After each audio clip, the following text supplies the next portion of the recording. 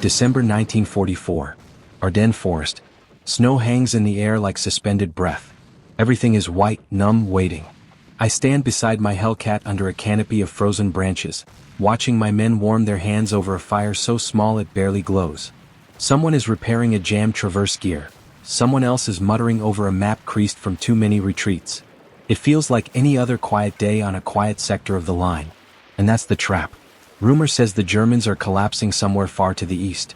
Paris is free, the Reich is bleeding, and every newspaper back home claims the war is nearly over. Even here, in this silent forest, you can almost believe it. The cold is sharp, but it's honest. There are no artillery flashes on the horizon. No engines growling in the distance. Just the soft hush of falling snow and the quiet routines we cling to so we don't think too much. But then, I feel it. A tremor. Faint but real. The kind of vibration you don't hear so much as sense in your boots, in your bones. The wind doesn't do that. Snow doesn't do that. Nothing natural does that. I freeze. Because I felt this before. Outside Metz, outside Nancy, moments before the world tore open. It's the earth itself warning me, telling me something enormous is moving beneath the stillness. Something armored. Something massive.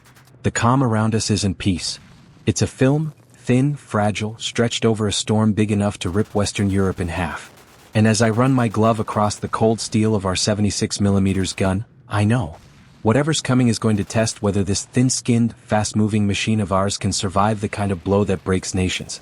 If you think you know how this story begins, you only know the surface.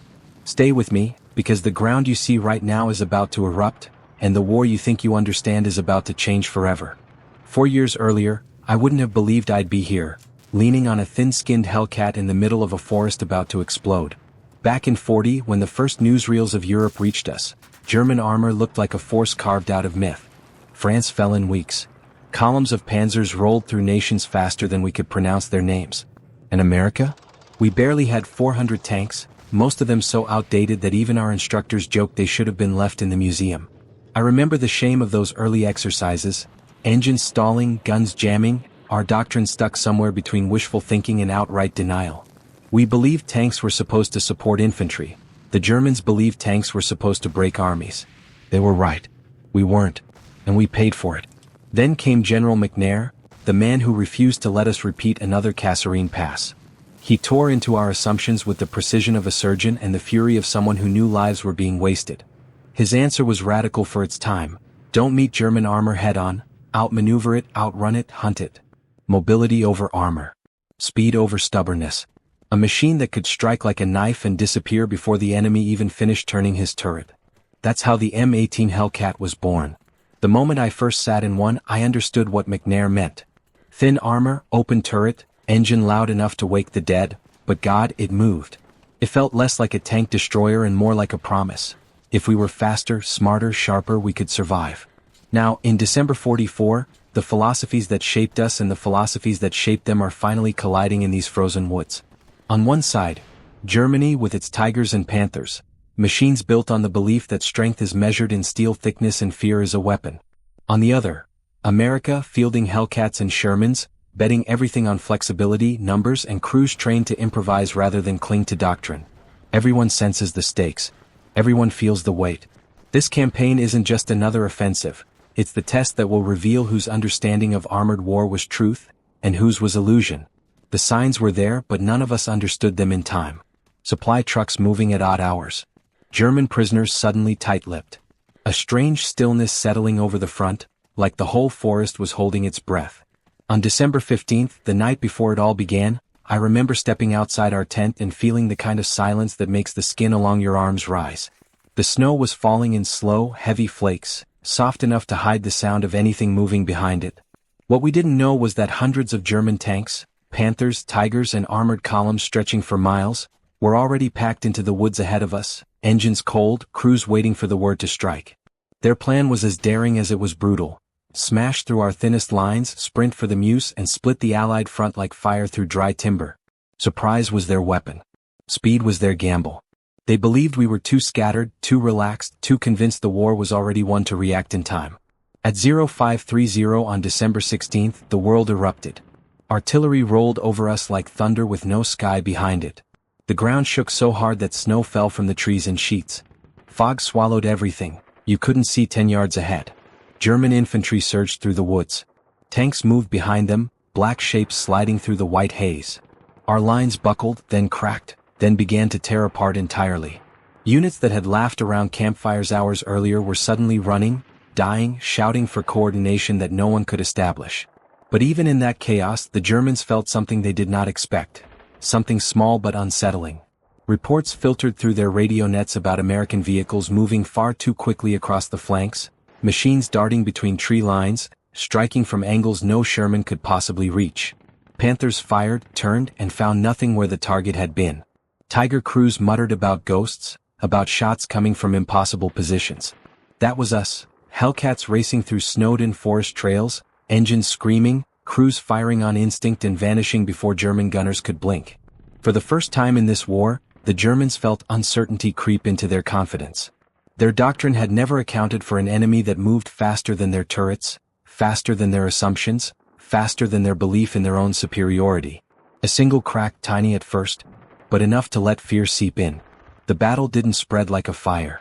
It crawled, slow, relentless, consuming everything in its path. 1 hour we were holding a crossroads, the next we were racing 20 miles south because another unit had collapsed under the weight of Panthers pouring through the fog. The Ardennes turned into a maze of ice-slick roads, broken villages, and ambush sites marked by the smoking hulks of tanks that hadn't moved fast enough. Every day came in phases. First the quiet, snow drifting over wreckage, radios hissing with half-sent messages. Then the rumble, German engines somewhere beyond the tree line, the distant crash of 88s finding a target. Then the sprint, Hellcats tearing across the frozen countryside, engines screaming like they were trying to outrun death itself. We'd slam into position, fire, shift, fire again, and then run before their turrets swung toward us. Each time we succeeded, the price went up.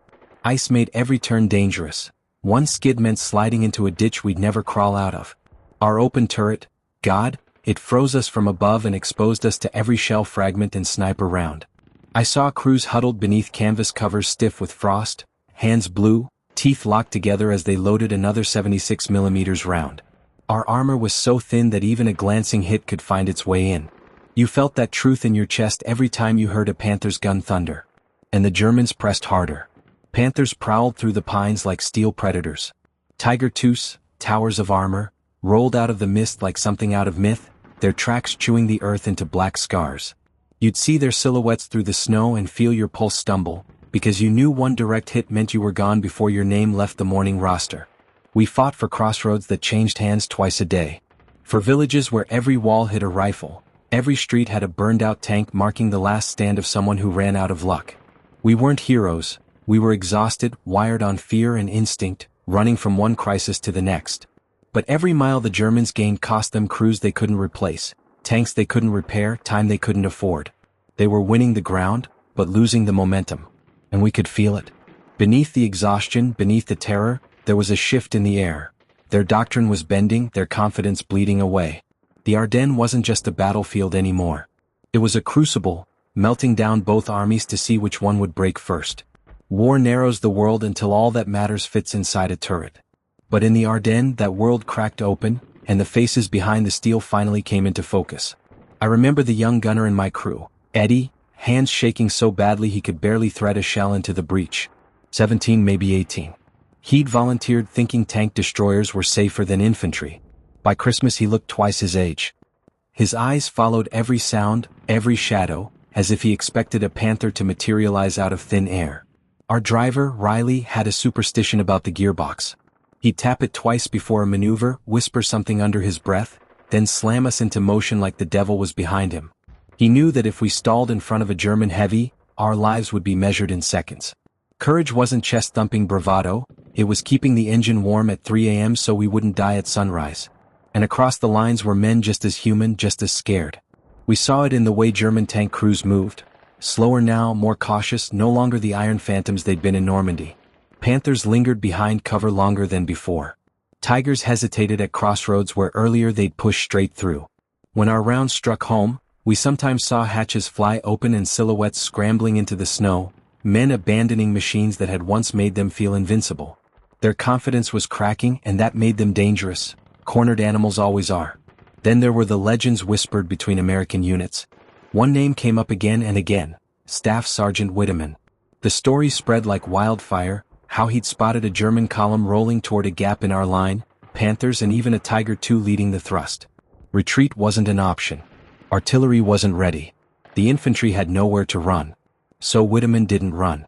He pushed his Hellcat forward, straight toward the column, closing the distance until even a miscalculated breath could kill him. His first shot tore through a Panther at point-blank range. His second crippled another.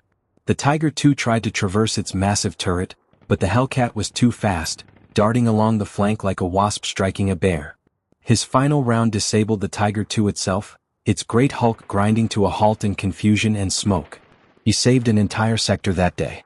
And every man who heard the story knew the truth humming beneath it. Bravery like that wasn't common, wasn't cheap, and wasn't limitless. This battle wasn't numbers or maps or doctrine anymore. It was frostbitten hands, pounding hearts, whispered prayers, and the raw will to live one more hour in a forest that wanted to bury everyone in it. The days around Bastogne felt like standing on the edge of a cliff while the ground crumbled under your boots. Every hour brought a new report. Germans massing to the north, breakthrough attempts in the south, Panthers spotted on the eastern ridge. The 101st Airborne was dug in tight, low on ammo, fighting frostbite as much as the enemy. If they broke, the whole line would unravel. And every one of us knew it. Our Hellcats were thrown everywhere at once. One dawn we were racing toward a breach near Champs. By dusk we were backing into firing positions on the Bastogne perimeter, guns steaming in the sub-zero air. We slept in 20-minute snatches if at all. I remember one night staring at the glowing tip of a cigarette across the snow and hoping it was American. At that distance you couldn't tell. At that distance hesitation meant death. Then came the push. The Germans' heaviest blow, hammering Bastogne from all sides. Tiger tanks led the way, their silhouettes enormous against drifting fog. Infantry followed in waves, shouting, firing tracers that carved orange lines through the blue evening light. We heard the paratroopers fighting street by street, refusing to yield a single ruined wall. We slid into position behind a collapsed farmhouse, our gun facing the road. A Panther appeared first, its cannon already leveling toward the town. Riley slammed us forward. Eddie loaded HVP like his life depended on it. Maybe it did. My sights found the Panther's turret ring, and when I squeezed the trigger the round left the barrel with a crack that seemed to split the cold air itself. The Panther recoiled as if punched by something divine, smoke spilling from its hatches. But there was no time to celebrate. A Tiger followed, its turret rotating toward us with terrible calm. I felt the moment stretch, too far to run, too slow to hide. Eddie rammed another round home. I fired. The Tiger shuddered, slowed, then caught fire from within. For one heartbeat the battlefield fell silent, as if even the forest watched it die. Across the perimeter, other Hellcats were doing the same, buying minutes, then hours, holding ground they had no right to hold. Artillery finally answered the calls. Reinforcements finally broke through. The German offensive, furious and brilliant in its opening days, began to collapse under the weight of its own losses. When the smoke lifted, the cost was carved into the earth. Towns flattened, forests shattered, machines burned down to skeletons. Thousands dead, thousands missing, thousands frozen where they fell. We had held. But victory tasted like cold iron, sharp, bitter, unforgettable. When the Ardennes finally fell quiet, it didn't feel like triumph. It felt like stepping out of a burning building, alive yes but marked by the heat forever. The German offensive had been their last great gamble. A desperate throw of the dice meant to split the Allies and turn back the clock. Instead, it drained their lifeblood. They lost tanks they could never rebuild, crews they could never replace, ground they would never reclaim. The reality hit them as hard as any shell. The war they'd begun in roaring confidence would end in slow, grinding collapse. For us, the lesson was different, etched not in theory but in the memory of engines screaming through frozen roads and turrets turning faster than fear. Speed, mobility, flexibility, these weren't abstract ideas anymore. They were the reasons we survived. The Ardennes taught America a truth that would echo through the next century. Armor alone doesn't win wars. Thinking faster does. From helicopter gunships in Vietnam to rapid deployment forces in the Middle East, you can trace the lineage straight back to those forests where thin-skinned machines outran thick-armed giants. For the men who fought there, the Hellcat wasn't just a vehicle. It was a lifeboat on tracks, a streak of speed in a world of lumbering steel giants. I still remember the hum of its engine, the way the whole hull trembled when we hit top speed, the way snow streamed past like stars.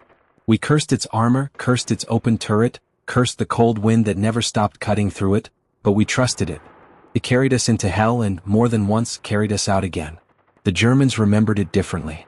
To them, it was a phantom, appearing at impossible angles, striking before their turrets aligned, vanishing into the trees. Even years later, you could hear it in their voices. The confusion, the disbelief, the fear of a weapon that rewrote the rules they'd mastered. Historians look back with cleaner language, with charts and diagrams, but we remember the raw truth. Innovation is a blade, and in the Ardennes, ours cut sharper. Now, decades later, when I close my eyes, I still see the frozen roads. I still hear the distant thunder of engines. I still feel the weight of the choices we had to make. Choices that kept Bastogne standing, kept the line from breaking, kept the war from turning in ways too dark to imagine. The Hellcat wasn't perfect. None of us were. But together, we proved that even the strongest myths can fall, and even the fastest giants can be outpaced by courage, clarity, and a machine built for the one thing we needed most: speed. So before you go, hit like, leave a comment, and subscribe, because history isn't just dates and battles. It's choices. It's consequences. It's the question I'll leave you with now. What matters more in war, armor, or the minds that learn to fight without it?